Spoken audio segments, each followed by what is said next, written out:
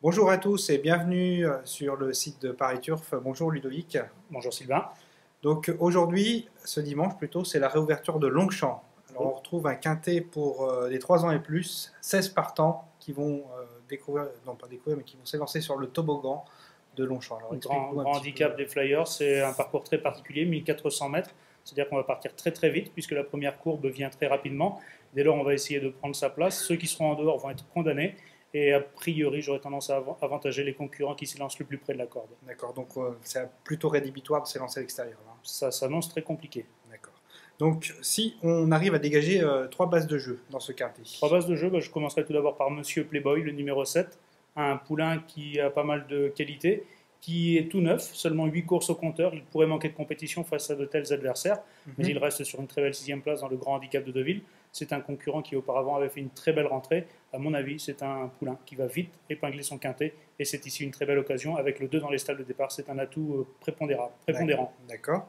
En deuxième position, tu as mis une femelle, je crois. C'est le numéro 14, Bayadera. Alors là, je vais à l'encontre de mon principe, puisqu'elle part de la stalle numéro 12. Mais elle a obtenu plusieurs succès sur ce parcours, des 1400 mètres de la nouvelle piste. Elle a gagné cette course l'an dernier, rétrogradée sur tapis vert. Surtout, au mois de mai, elle a gagné son réclamé et elle partait tout en dehors.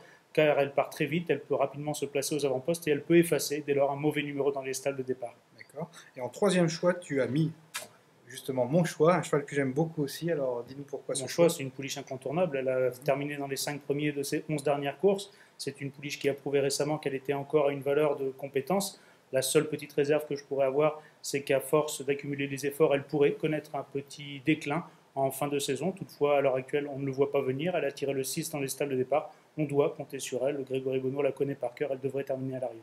D'accord. Si tu as un petit coup de cœur à dégager dans cette course. Un petit coup de cœur, ce serait le 5 Blue Soave qui a gagné le prix du pain, groupe 3 sur ce parcours. L'aptitude au parcours est pour moi prépondérante. C'est un concurrent qui n'est pas forcément des mieux placés dans les stalles de départ, mais il a une grosse vitesse de base. Dès lors, lui aussi devrait vite se placer. Et compte tenu du fait qu'il est beaucoup mieux placé désormais sur l'échelle des valeurs, il est en 44 alors qu'il avait culminé en 49,5. Je pense qu'il a une petite marge et s'il est bien, ce que je crois, il devrait être en mesure de prendre une place à Bellecote. D'accord. Alors je fais mon papier, j'ai 2 choix rayés. Lesquels Rayer, c'est compliqué dans ces courses-là, c'est toujours difficile. Maintenant, je suis resté sur ma règle des numéros dans les stalles de départ. Je pense que les 3 plus en dehors vont avoir des difficultés. En particulier, le numéro 10, Elas Siyaf, qui découvre la distance. Je pense qu'il va être pris de vitesse en début de parcours. Il va se retrouver loin et sauf à se faire ramener, ça va être compliqué pour lui. Même chose pour le numéro 15, Karazian. Stall numéro 16, c'est un concurrent qu'on connaît bien sur les parcours rectilignes qui doit attendre. Dès lors, s'il est un petit peu loin au début de la ligne droite, ça devient compliqué. Sur ce parcours, à mon avis, le peloton va être effiloché. Il risque d'être loin au début de la ligne droite et ça me paraît très compliqué. J'aurais presque fait la même remarque pour le 11 Zaras, mais le concernant, j'ai du mal à le situer. Il n'a que 2 courses en France, 2 courses sur PSF.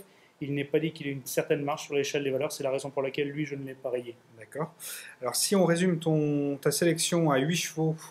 Je partirai donc de mes 3 bases de façon assez classique. Le 7, le Monsieur Playboy, le 14, Bayadera et le 13, mon choix. Le 9, Al-Charoud, dont on n'en a pas parlé, c'est la principale favorite. Logiquement, une jument qui a beaucoup de vitesse, qui devrait se plaire sur ce genre de parcours.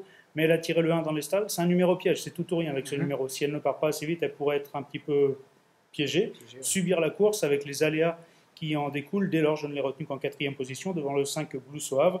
Là, ce qu'elle a à Rigold, qui a gagné les 2 dernières éditions, la dernière sur tapis vert, celle d'avant avec Olivier Pellier qu'il va retrouver ici. Le 16 Quirinus, dont on ne peut pas dire qu'il n'a pas de chance, il vient de le prouver sur un parcours qu'il découvrait, 1000 mètres. Désormais, il a beaucoup de vitesse. C'est un concurrent qui va rapidement se poster derrière les chevaux de tête. Il peut garder un lot, tout comme le 2 Zayad, qui est moins bien placé désormais, mais qui a le 3 dans les stalles de départ. La monte de Thierry Jarnet, c'est un avantage. Et c'est une pouliche que je crois meilleure que jamais. D'accord. Et en cheval de complément? Cheval de complément, c'est mon regret, c'est le 3 Gogarty, un poulain qui n'a qu'une course dans les jambes récente, qui l'aura certainement amené à son meilleur niveau, mais il s'attaque là quand même un peloton touffu avec des chevaux aguerris. C'est un poulain de qualité qui a déjà gagné son quintet. Pour l'heure, j'ai envie de le revoir avant de le retenir dans une telle compétition. D'accord. Donc si on parle maintenant de système de jeu, on va faire un champ réduit en quartet plus en s'appuyant sur tes 3 bases. Donc le 7, le 14, le 13, ensuite on met une croix.